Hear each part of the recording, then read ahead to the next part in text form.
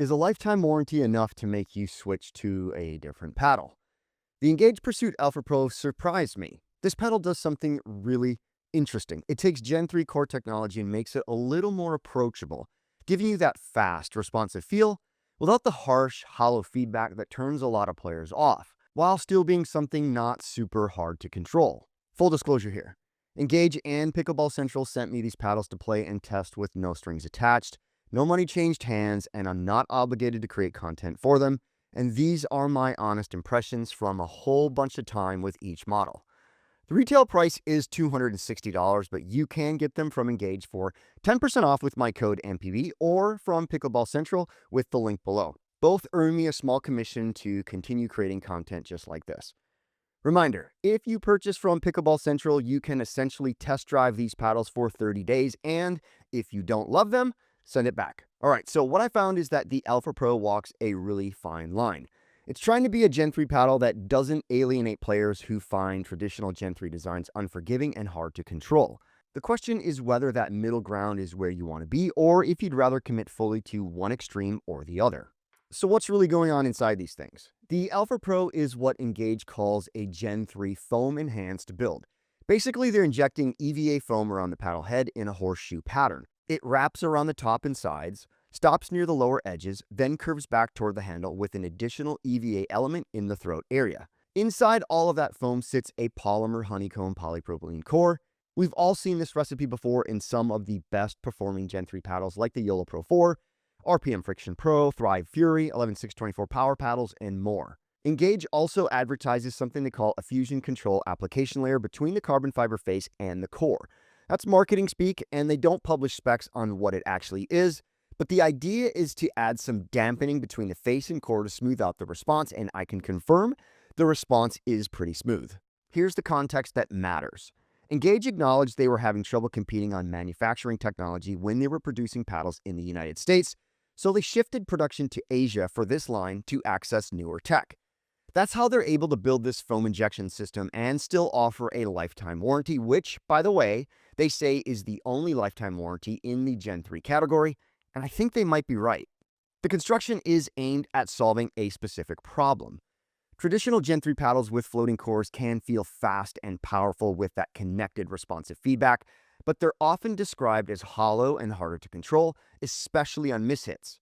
Foam paddles like the Loco series or FC Plus from Honolulu Pickleball go the opposite direction, more muted and dense, sometimes even a little stiffer, but without that same crisp feedback. The Alpha Pro is trying to land somewhere in between, Gen 3 speed and response with that connected feel, but with enough cushion to keep it from feeling harsh or unforgiving. Both the 14mm and 16mm versions share the same elongated shape, at 16.375 inches by 7.5, with a 5.5-inch handle that's long enough for two-handed backhands. The handle itself is slightly rectangular with a soft palate, though it's firmer than you'd expect from that description. It's got a 4.25-inch circumference, which sits comfortably in the hand, and not at all bulky. Both versions of the Alpha Pro weigh 8.1 ounces static, not super light, but not heavy either, right in the middle of the pack. But where things get different between the two is how that weight is distributed. The 16mm version has a swing weight of 111.25 and a twist weight of 6.1. That's actually pretty notable. 111 swing weight is below average, so it's light and fast enough through the air. But maintaining a 6.1 twist weight at that low swing weight is unusual. Most paddles that swing this light sacrifice torsional stability, but the 16mm holds onto more forgiveness than you'd expect. The balance point sits at 24 centimeters. The 14mm version swings slightly heavier at 112.65, but has less twist resistance at 5.95, which is below average for stability. The balance point is also lower at 23.7 centimeters. So the 14mm is faster through the zone, but gives up a little forgiveness on off-center hits. Price-wise, at $260, the Alpha Pro sits in that borderline upper-tier Gen 3 range. It's not cheap, and honestly, that price feels steep at first glance, but the lifetime warranty is rare, virtually non-existent in the Gen 3 category. And if you're someone who plays a lot and worries about your paddle crushing, that warranty might make the premium easier to swallow. The first thing I noticed when I started playing with the 16mm was the feel. It doesn't have that crisp, immediate feedback you get from something like the JOOLA Pro IV. There's some give on contact, you can feel the ball compress and release, but it still has that quick rebound that makes Gen 3 paddles play fast. I kept thinking this sits somewhere between the Pro 4 and something like the RPM Friction Pro in terms of stiffness. Softer than the Pro, but firmer than the Friction Pro. Power-wise, it's in that approachable all-court range. My drives had pace behind them, but it wasn't explosive, more linear and predictable. I was getting similar output to the 11624 Alpha Pro Power, which is a compliment because that paddle is known for being controllable without giving up too much firepower.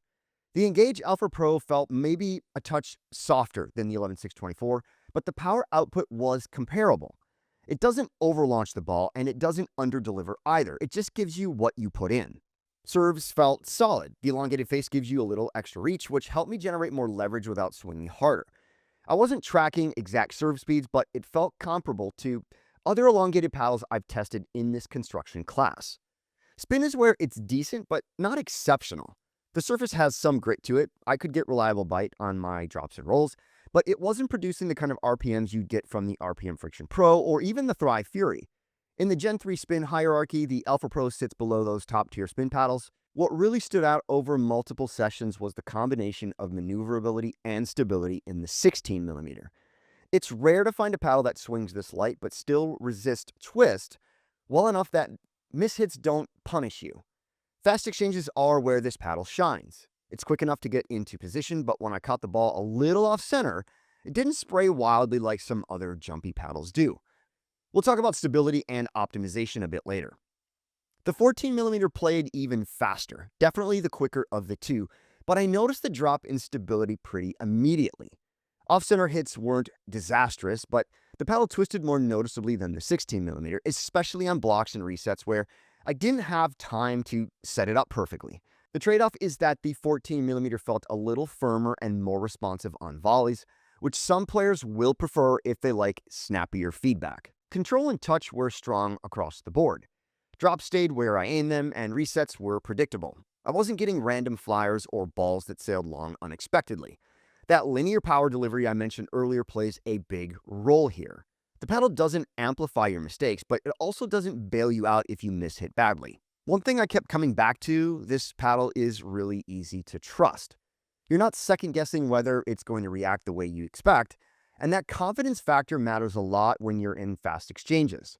I actually used the 16mm as my reset paddle while testing several other new paddles during extended play. There were more than a few times when I jumped into a higher level game with a new paddle and felt the stress building. I'd swap back to the Alpha Pro and that helped me settle in a little bit more. That's what I mean by this paddle is easier to trust. Now, I'm not saying it's the paddle itself doing something magical. It's probably more about my familiarity with the construction and how predictable it felt. But that reliability when things got tight, I think that's worth something. If I had to boil these paddles down to one thing, it's this. The Alpha Pro is a transition paddle. It's designed for players who want Gen 3 performance, quick rebound, linear power, fast hands, but aren't ready to commit to the harsher feel that some of the other Gen 3 paddles deliver. It's the paddle that says you can have speed and forgiveness in the same package, even if it means giving up the extremes of either. That happens because of the foam injection system. By wrapping EVA around the floating core, Engage is dampening some of the hollow feedback you'd get from other Gen 3 designs while still keeping the core rigid enough to respond quickly. It's a smart middle ground, but it's also inherently a compromise. You're not getting the absolute crispest rebound or the most direct feedback, and you're not getting the ultra-muted touch of a full foam core paddle either. For a lot of players, especially those moving from hybrid shapes to elongated frames or from older generation paddles to Gen 3 tech, that compromise is exactly what they need. The 16mm in particular makes that transition easier because it pairs the fast swing weight with enough stability that you don't feel out of control. It's more approachable than paddles like the JOOLA Pro IV or the Thrive Fury because it doesn't hit you with that stiff, aggressive response right away. But if you're someone who already knows you want maximum power or maximum spin or the crispest feedback possible, the Alpha Pro might feel like it's stuck in the middle ground without fully committing to your preference. It's competent across the board, but it doesn't dominate in any one category. The specs on the 16mm, low swing weight, relatively high twist weight, make it a really solid candidate for adding weight if you want to push stability even further. I tested it with about 4 grams added above the throat on each side, and the difference was noticeable. Swing weight went up to 114.5, twist weight climbed to 6.6, and total static weight sat around 8.3 ounces. The paddle still felt maneuverable, but those extra couple grams expanded the sweet spot and made mishits even more forgiving. The thing is, the Alpha Pro doesn't need weight to be playable. Stock, it's already well balanced and functional. Adding weight is an optional improvement if you want more stability and don't mind a slightly slower swing, but it's not a fix for a glaring flaw. I'd say it's worth experimenting if you're comfortable customizing your gear, but if you're not into that, I think the paddle works just fine as is. For the 14mm, the same logic applies, though I didn't test weight on that version specifically. Given the low twist weight at 5.95, adding a couple grams would probably benefit it even more than the 16mm, especially if you're finding off-center hits too inconsistent. No notable break-in period on either paddle. They played the same in week 1 as they did in week 6. Now, I have seen some claims that the paddle softens up over time. I just haven't picked up on it. So which one should you pick, 14 or 16mm? Here's how I'd break it down. The 16mm is the more well-rounded option. It's faster in the hands than most elongated paddles, but it maintains enough stability that you're not sacrificing forgiveness. If you want a paddle that's maneuverable without feeling twitchy, this is the one. The slightly softer feel compared to the 14mm makes it a bit more forgiving on touch shots too. The 14mm is for players who want high pop and don't mind giving up a little stability. It's firmer on contact, yes, which translates to a snappier rebound on volleys. The grittier surface might give you a slight edge on spin as well, but that lower twist weight means you'll feel off-center hits more, so you need to be pretty consistent with your contact point to get the most out of it. If I had to pick one for most players, I'd go with the 16mm. It's the more forgiving, versatile option, and it still plays fast enough that you're not sacrificing much in terms of hand speed. The 14mm is great if you know you value quickness over everything else and you're confident in your consistency. At $260, the Alpha Pro is asking you to pay a premium, and I'll be honest, that price is a tough sell on performance alone, because you're now in the ballpark of the JOOLA Pro IV, RPM Friction Pro, and a host of other premium Gen 3 paddles. But here's where it gets complicated. That lifetime warranty is virtually unheard of in the Gen 3 space, and if you're someone who recycles through paddles regularly or worries about durability, that warranty might justify the cost. In terms of pure performance, the Alpha Pro is competing with the elite Gen 3 paddles of 2025. The Alpha Pro's strength is its balance of maneuverability and stability. If you like fast hands but still want forgiveness on off-center hits, the 16mm version in particular is worth considering. I don't think it's for players who already know they want maximum power or elite spin. It's also not the right choice if you're looking for the softest, most cushioned feel. The deciding factor, do you want a Gen 3 paddle that plays approachable and balanced? Or are you chasing one specific attribute at the expense of everything else? If it's the former, the Alpha Pro delivers. If it's the latter, you'll probably want to look elsewhere. So that's it. That's the Engage Pursuit Alpha Pro review. This paddle surprised me because it manages to thread the needle between Gen 3 speed and a more forgiving, cushioned feel. And it does it while being genuinely maneuverable and stable at the same time. The lifetime warranty adds peace of mind, and the construction feels like Engage finally caught up with the competition in terms of manufacturing quality. I do recommend it, but with a caveat. $260 is steep, and you're paying a premium for that lifetime warranty more than for performance alone. If the warranty matters to you and you want a Gen 3 paddle that won't overwhelm you with hard-to-control power, this is worth a look. The 16mm is the safer pick for most players, while the 14mm is there if you want more pop and don't mind trading some of that stability for it. All right, that's a wrap. If you found this helpful, hit that like button and subscribe for more. Thanks for watching, guys, and I'll see you in the next one.